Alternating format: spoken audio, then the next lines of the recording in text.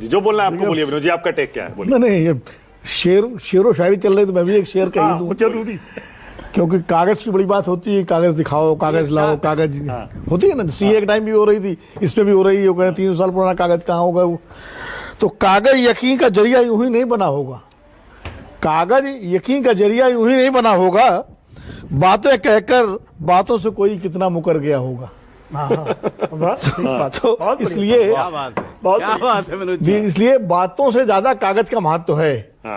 और दूसरी बात यह है कि ये बात देखिए, इसमें कोई गलत बात नहीं है कि कानून अगर संसद ने पास किया है तो जब तक सुप्रीम कोर्ट उसको संवैधानिक घोषित नहीं कर दे तब तक वो सब पर लागू होगा। ठीक है, अब वो मानना पड़ेगा। आप उससे सहमत हो असहमत हो कुछ भी करें, आप उसके विरोध में अनशन कर लें, धरना दे दें, प्रोटेस्ट कर लें, वो आपका संवैधानिक अधिकार है शांतिपूर्ण तरीके से, लेकिन कानून तो मानना पड़ेगा। भारतीय संसद का पार्टी ये आजाद संसद है, लोकतंत्र की संसद है, कोई अंग्रेजों की संसद नहीं है कि भाई गांधी जी ने कानून तोड़ा था। उस वक्त स्वतंत्रता आंदोलन में लड़ाई थी, वो अलग बात थी। तो ये कहना, तो उसमें अगर गृह मंत्री जी ने कहा कि कानून सबको मानना होगा तो उसमें कोई गलत बात नहीं कही उन्होंने उस हिसाब से। और मुझे लगता है कि ओवैसी जी को बिल नहीं फाड़ना चाहिए था पार्लियामेंट में, क्योंकि बिल फाड़ करके आप क्या कर दिखाना चाहते हैं? प्रोटेस्ट का और तरीके हैं। आप बिल से सहमत नहीं है, आपने अपनी बात कह दी, अपने पॉइंट्स रख दिए, ठीक है।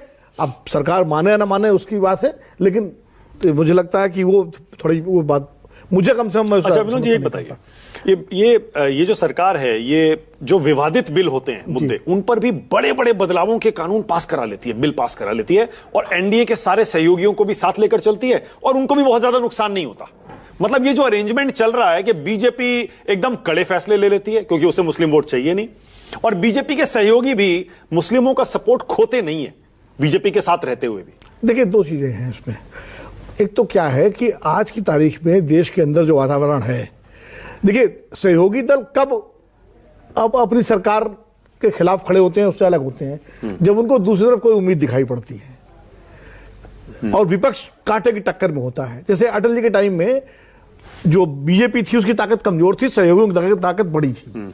188 के आसपास बीजेपी की ताकत थी और लगभग इतने हैं जो है उस समय 100-125 के आसपास, टोटल 300-325 के बीच घूमते सहयोगी थे। तो सहयोगियों के अंदर क्या कहते हैं, मसल फ्लेक्सिंग होती है, उसकी ताकत पावर ज्यादा थी।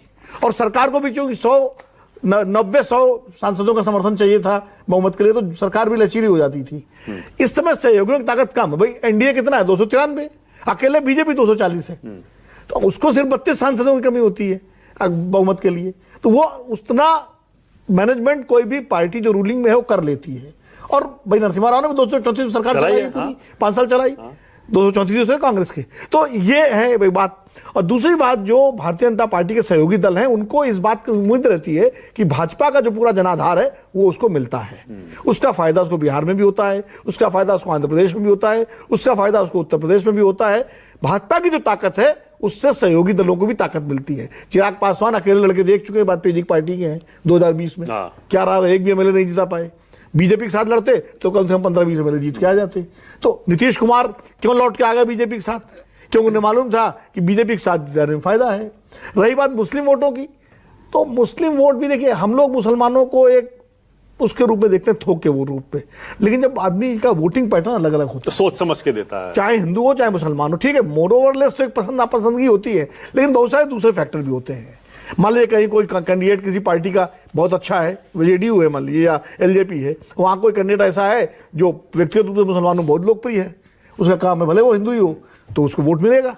या ऐसा भी है कि बहुत सारे काम जो नीतीश कुमार की सरकार ने पसमानदा मुसलमानों के लिए किए हैं, तो वो जब उसको लेके बीच में जाते हैं तो फिर उसमें चीजें होती हैं। तो खाली एक बिल पे इधर से उधर होने से कोई मुसलमान खिलाफ हो जाएंगे वो नहीं। मोर ओवरलेस जिनको आरजेडी को वोट देना है बिहार में वो आरजेडी को देंगे, और जिनको जेडीयू को देना है उनमें थोड़ा बहुत हो सकता है इससे असर पड़े, बहुत ज्यादा असर नहीं पड़ेगा।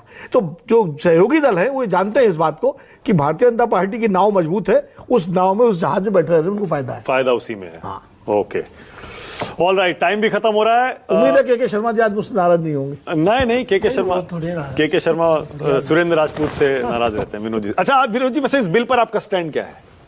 आपकी कोई राय है इस पर, ये जो बदलाव किए जा रहे हैं इन पर? देखिए, मेरी व्यक्तिगत राय इसलिए नहीं, मैंने बिल पूरी तरह ना तो देखा है, मैं जो पक्ष में बोल रहे हैं, मैं वो जो खिलाफ बोल रहे हैं दोनों को सुन रहा हूँ। एक बात जरूर मैं कहूँ कि 2013 का बिल जब आया था उसकी पृष्ठभूमि थी, वो पृष्ठभूमि थी कि शिकायत ये थी कि वक्फ की जमीन पर अवैध कब्जे बहुत हो रहे हैं। वक्फ की जमीन पर कब्जे हो रहे हैं। ये माहौल था। अच्छा, उस समय उल्टा था। उस समय उल्टा था कि वक्फ की जमीन पर कब्जे हो रहे हैं। आज माहौल ये है कि वक्फ कब्जा कर रहा है। ये फर्क है दोनों में। और इसीलिए 2013 में यूनानिमसली संसद के दोनों सदनों में बिल पास हुआ था। बीजेपी ने भी समर्थन दिया था अपने तमाम ऐतराज जताते हुए या अपने संशोधन देते हुए, और जो सहयोगी दल जेडीयू वगैरह हैं जो उससे विपक्ष में थे उन्होंने समर्थन दिया था।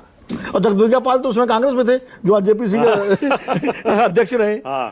अब बताइए, के क्लोजिंग कमेंट दे रहा हूं आपको, वो 2013 में आपने क्यों सपोर्ट किया था? नहीं, वो तो विनोद जी ने आपको स्पष्ट कर दिया।